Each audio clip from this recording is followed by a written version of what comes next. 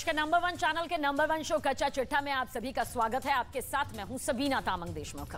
कच्चा चिट्ठा में आज सबसे पहले बात बखमूत में रूस के सबसे बड़े हमले की। पुतिन की सेना ने दावा किया कि उसने बखमूत के सेंट्रल कमांड यूनिट को उड़ा दिया। कमांड यूनिट के खात्मे के बाद अब रूस की सेना के लिए यूक्रेन में और अंदर घुसने का रास्ता साफ हो गया, लेकिन आगे की लड़ाई और ज्यादा भारी है क्योंकि आगे ज़ेलेंस्की की तूफान ब्रिगेड ने कमान संभाल ली है, जिसे खासकर रूस की सेना पर झपट्टा मार वार के लिए ही तैयार किया गया है।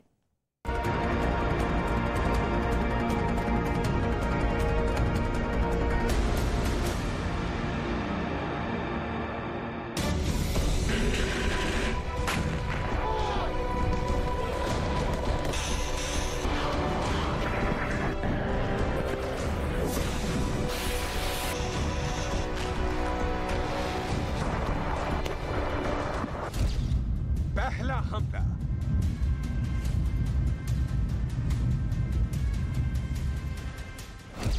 दूसरा हमला।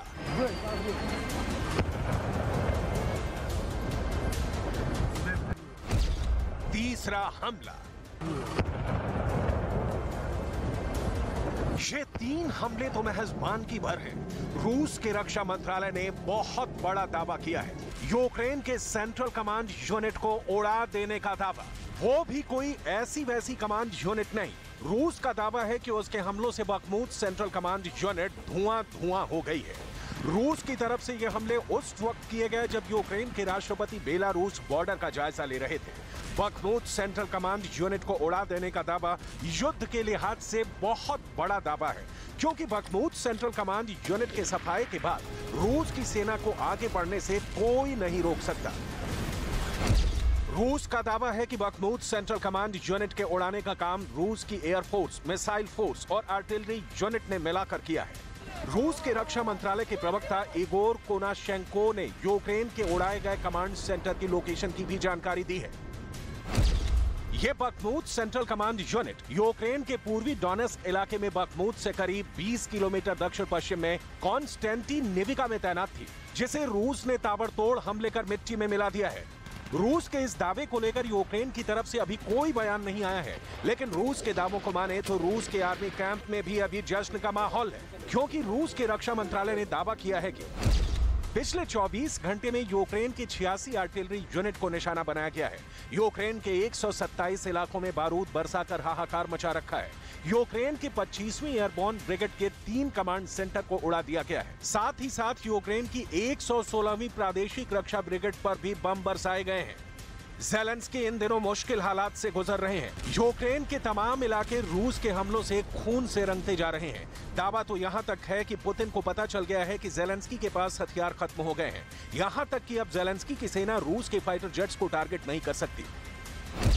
ज़ेलेंस्की का हौसला टूट चुका है। ज़ेलेंस्की की उम्मीदों पर पानी फिर चुका है। ज़ेलेंस्की बहुत ही गहरे डिप्रेशन में है।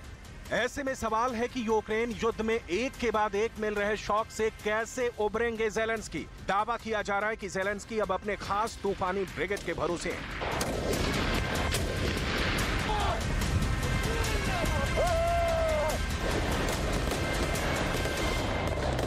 Тому що наступати треба. Треба виганяти погану русню звідси. Тому що як всі, я сподіваюся, розуміють, що треба, чим більше народу буде воювати проти русні, тим скоріше вона закінчиться. Ось в цьому і пішов. У вас був досвід до цього? Досвіду вже зовсім не було. У мене була військова кафедра, яку я закінчив у 98-му році. तूफानी ब्रिगेड यूक्रेन की ऐसी खास ब्रिगेड है जिसकी गोलियों की बूंद से यूक्रेन की सेना का भरोसा बढ़ गया है। ज़ेलेंस्की ने पुतिन से टक्कर लेने के लिए तूफानी ब्रिगेड तैयार कर ली है। ज़ेलेंस्की की 8 तूफानी ब्रिगेड युद्ध में जाने के लिए तैयार है और इनमें कुल मिलाकर 40,000 सैनिक हैं। यानी हर ब्रिगेड में 5,000 से ज्यादा सैनिक हैं, जो यूक्रेन के लिए मर मिटने के लिए तैयार हैं। बावजूद इसके ज़ेलेंस्की को हार साफ साफ नजर आ रही है। इसीलिए तो वो नाटो में शामिल होने के लिए कुछ भी कर गुजरने को तैयार दिख रहे हैं। Ані більшість українців, ані більшість європейців, ані більшість мешканців усього простору НАТО не зрозуміють лідерів Альянсу, якщо на цьому саміті у Вільнюсі не прозвучить заслужене політичне запрошення для України до Альянсу.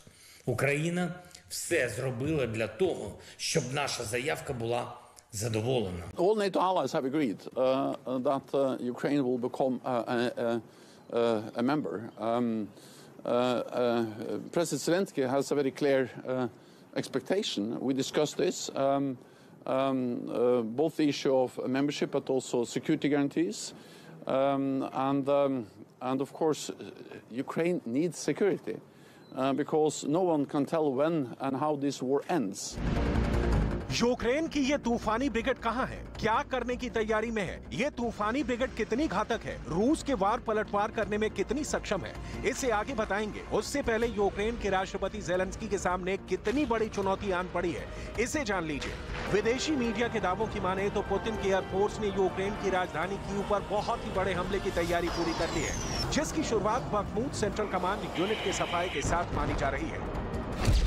पुतिन की फौज का दावा है कि यूक्रेन के युद्ध में ज़ेलेंस्की रोज 400 से ज्यादा सैनिकों की जान गंवा रहे हैं। अब पुतिन को बहुत बड़ा मौका मिल गया है। पुतिन ने ऐसी एयर स्ट्राइक का प्लान बनाया है जो बखमूत में आखिरी अटैक के साथ कीव पर बहुत बड़े हमले की शुरुआत कही जा सकती है। पुतिन के फाइटर जेट इस वक्त बम से लोड किए जा रहे हैं, क्योंकि यह खबर पक्की है कि यूक्रेन की एयर डिफेंस मिसाइल खत्म हो चुकी है या खत्म होने की कगार पर है। ज़ेलेंस्की के मिसाइल गोदाम के बाहर आउट ऑफ स्टॉक का बोर्ड लग चुका है, यानी गोदाम में अब मिसाइल खत्म हो चुकी है। ऐसे में पुतिन बहुत ज्यादा खुश हैं। पुतिन की एयरफोर्स बहुत खुश है। पुतिन के फाइटर पायलट जश्न मना रहे हैं। पुतिन के लड़ाकू विमान अब यूक्रेन के मिशन के लिए पूरी तरह तैयार कर दिए गए हैं, क्योंकि ज़ेलेंस्की की एयर डिफेंस मिसाइल खत्म होने की कगार पर है। यहाँ तक कि अमेरिका की मीडिया में यूक्रेन की पक्की हार की तारीख के कयास लगने शुरू हो गए हैं। ये तारीख अमेरिकी अखबार न्यूयॉर्क टाइम्स ने पेंटागन के लीक दस्तावेज के हवाले से जारी की है। न्यूयॉर्क टाइम्स के मुताबिक रूस की भारी गोलाबारी ने यूक्रेन के एयर डिफेंस को खोखला कर दिया है।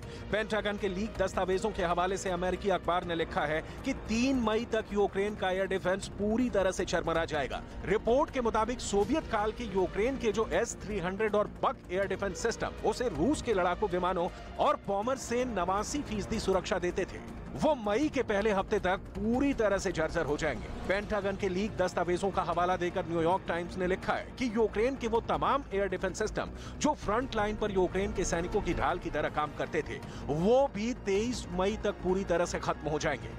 दावे के मुताबिक यूक्रेन के एयर डिफेंस के ढहते ही पुतिन युद्ध के शुरुआती दिनों की तरह अपने खतरनाक लड़ाकू विमानों से हमला बोल देंगे, जिसका अंजाम ज़ेलेंस्की भी जानते हैं और बाइडेन भी। यही वजह है कि अब ज़ेलेंस्की की सेना रूस की सेना को आगे बढ़ने से रोकने के लिए जंग के मैदान में अपने तूफानी ब्रिगेड को उतार दिया है।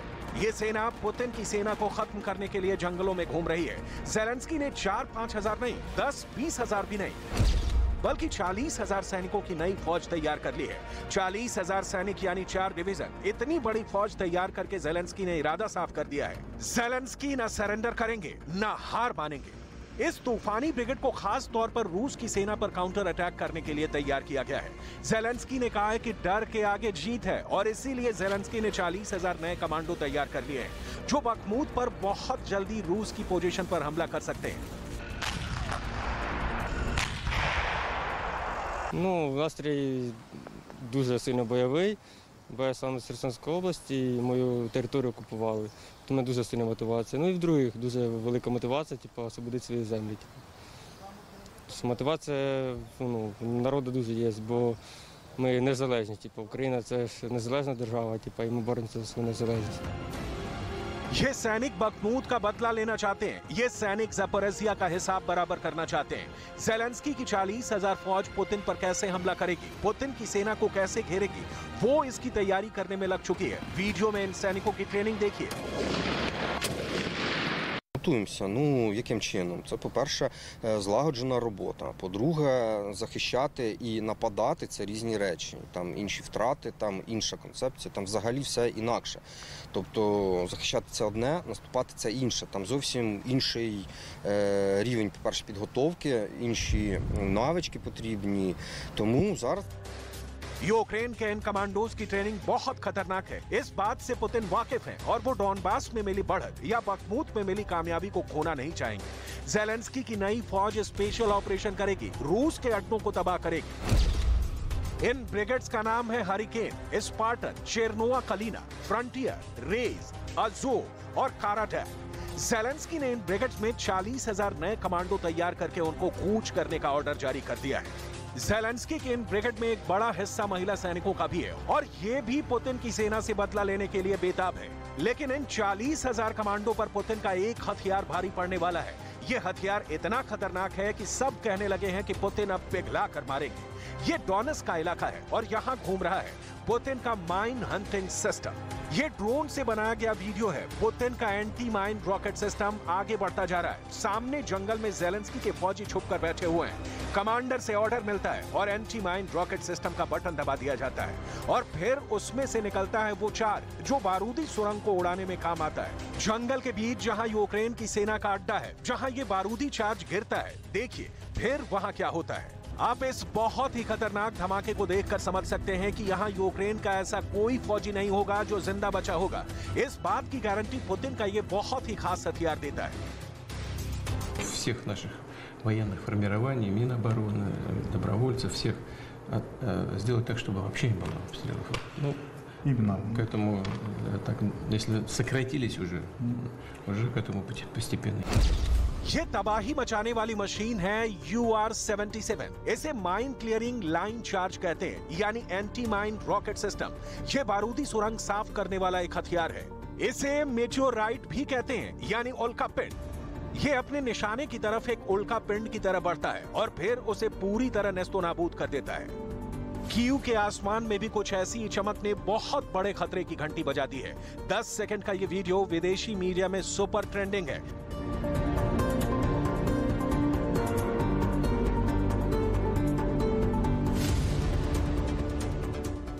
ये वीडियो कीव के एक सीसीटीवी कैमरे में रिकॉर्ड हुआ है। इस लाइट के चमकते ही पूरे कीव के गली मोहल्लों में मिसाइल अटैक की दहशत फैल गई।